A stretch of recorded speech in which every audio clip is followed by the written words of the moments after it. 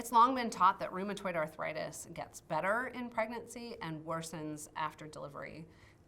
Somebody actually won the Nobel Prize based on that finding, and it led to the discovery of cortisol. It turns out, however, in the modern era, that we just don't see the same kind of benefit from pregnancy as we used to, it seems, with rheumatoid arthritis. We're not sure if that means that we're measuring things differently, and now we're a little bit, we expect a lot when we say people really go into remission, whereas 50 years ago, women just got vaguely mobile and we called it remission. But, and we don't know if it's because women are really better controlled now prior to pregnancy, and so there's not as much room for improvement. But we don't see these dramatic improvements in rheumatoid arthritis that often in my experience during pregnancy. But we definitely see some improvement. And the way that I often see that in my patients is that they're able to take their medicine a little bit less frequently sometimes during pregnancy than they would outside of pregnancy. So if they were taking certolizumab every 2 weeks before pregnancy, they might not actually find that they need it every 2 weeks during pregnancy, and actually let them take it every 3 or 4 weeks, kind of more as needed during pregnancy. So rheumatoid arthritis appears to improve in pregnancy.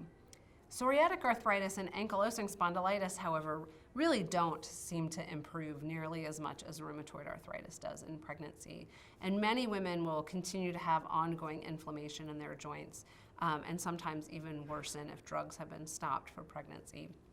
So unfortunately for those women, we can't expect much improvement. Every once in a while somebody does feel better, and that's a gift, but that can't be counted on.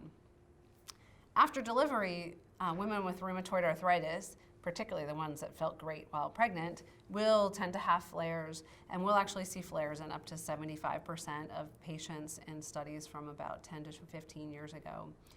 And some of those flares that I've seen are just terrible, particularly if women are not taking medications. Women basically within a few weeks will return to sort of their pre-diagnosis status of rheumatoid arthritis with big, horrible, swollen joints. In my experience, it doesn't happen right after delivery. You kind of get a 4-week grace period, it seems, and then after that, sort of 4 to 12 to 16 weeks after delivery is sort of when it seems to come back in my experience. So what I do and what I suggest to a lot of my patients is that we anticipate this postpartum flare. I don't really see a reason to wait for it, particularly having a small baby at home seems like the worst time you could actually have severe rheumatoid arthritis.